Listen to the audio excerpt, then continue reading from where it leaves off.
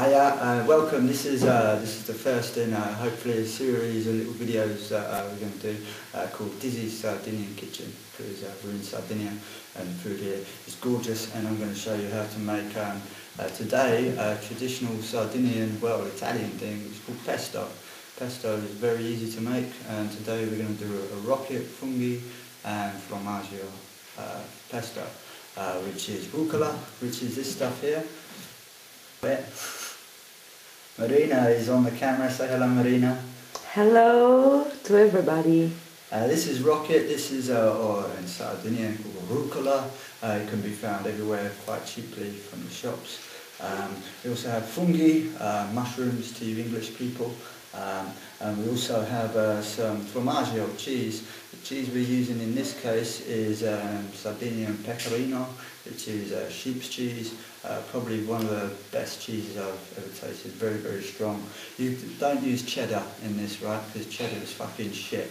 If you can't find traditional pecorino, then use something like parmesan or something like that. You need a very hard cheese to make it. So first of all, we're going to start off by chopping up the rucola, and we're going to chop it very finely. We're actually going to blend this afterwards. The reason we chop it finely now is just so that it makes the blending a little bit easier and a little bit quicker. So we've chopped this really quite finely. I'm not a chef, by the way. I just enjoy cooking. So you know, if you can chop faster, then do.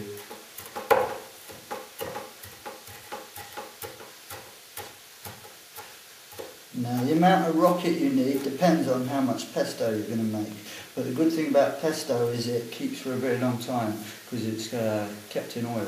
And you can see here I've already chopped some rocket already, and we're going to put that in with the rest of the rocket. You need, I'd say, about 3 or 4 good handfuls of rocket in order to make this dish really, really nice.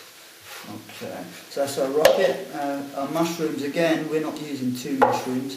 We're going to use a few more than that, but obviously it's boring for you just to sit there watching me chop mushrooms. So I just chop a couple, and then you get the basic idea of what we do.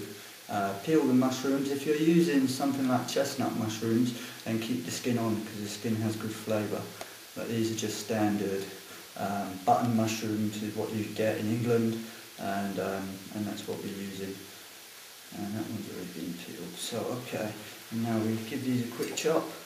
Again, we're going to chop these quite finely, just because it makes the blending a little bit quicker.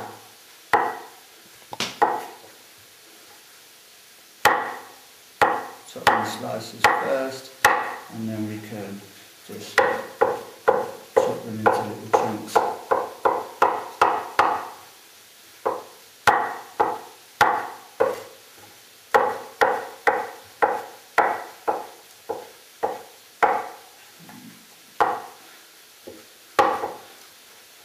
Okay, they're finely chopped, and we put those with the rest of the mushrooms here that we chopped earlier. And then of course we have the pecorino cheese, which again we'll finely chop.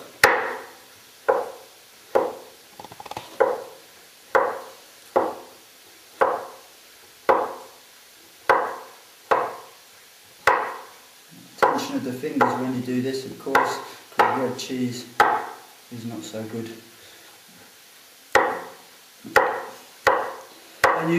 And you can use many ingredients to make a pesto. This is just one thing. I mean, the traditional Sardinian pestos, generally basil and tomato is very popular. What region is that from, Marina? The pestos, the different pestos from the different regions. Yeah, the most famous is from Genova, and is made with basilicum, pinoli, which are we have cheese, to get the nuts. Oil, for sure, olive oil. Okay, that's the cheese, and we add that to the rest of the cheese that we have chopped here. Okay, so the only thing we're missing now at the moment, which is the other important ingredient, is the nuts, and we have walnuts. which I need to crack and chop. I don't know if this will work. And there we go, just break them apart like that.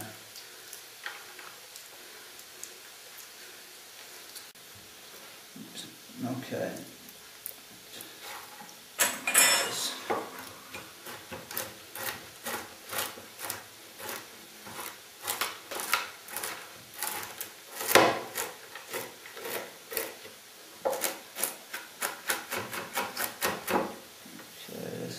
Okay, so we have our nuts, we've done the cheese, we've done mushrooms, we've done rucola. I'm just going to get our garlic. This is a really small piece actually.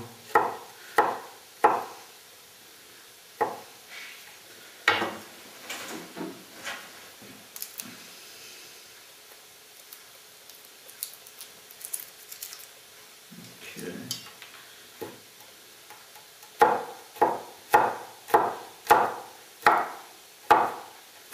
Don't need too much garlic in this, it's just to give it the extra little bite of flavour.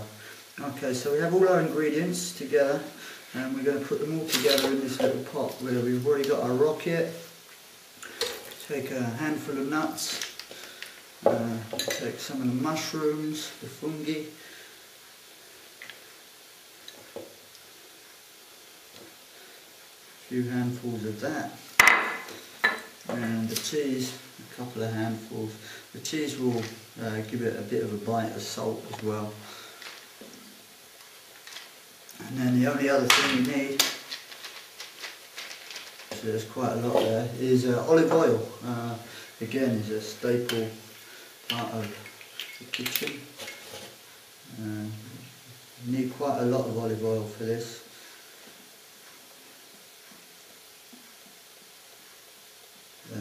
Don't worry about putting too much in, because the olive oil actually keeps this stuff, it preserves it, and which basically means that you can it'll stay forever. You put it in the fridge and you can use it whenever. So we're going to start grinding all this up.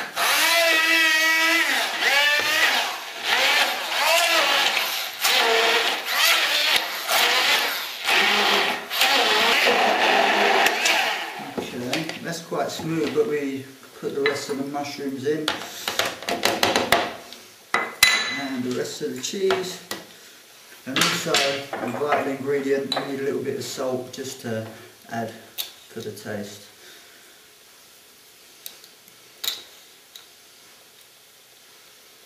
Like so. And also, if you want, add a little bit of black pepper as well, just to bring out the flavour a little bit more. Okay, we start grinding again. You need to, this needs to be ground for about 5 minutes until it's a smooth paste. So rather than just sit here watching the video of me grinding for 5 minutes, we'll go away for a little bit and then I'll come back and show you what it looks like when it's properly finished.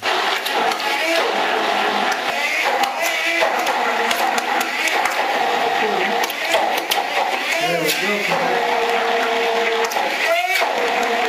Okay, we've been grinding this for about 5 minutes now. As you can see, it's a nice smooth paste, which is the exact consistency you should be looking for.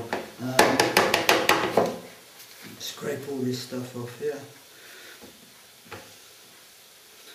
The good thing about a pesto is you only need a tiny bit to make pasta. It tastes really good. But before you use it, it's best to leave it to set in the fridge for maybe 1 or 2 hours minimum. The longer you leave it, the better. Or you can just store it in jars and then it's ready to use for whenever you want to.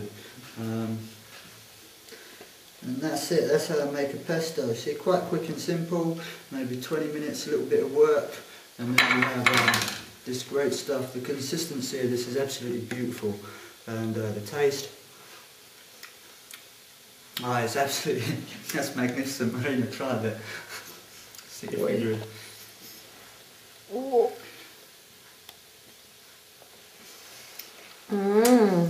Really Was that good? Really good. Okay.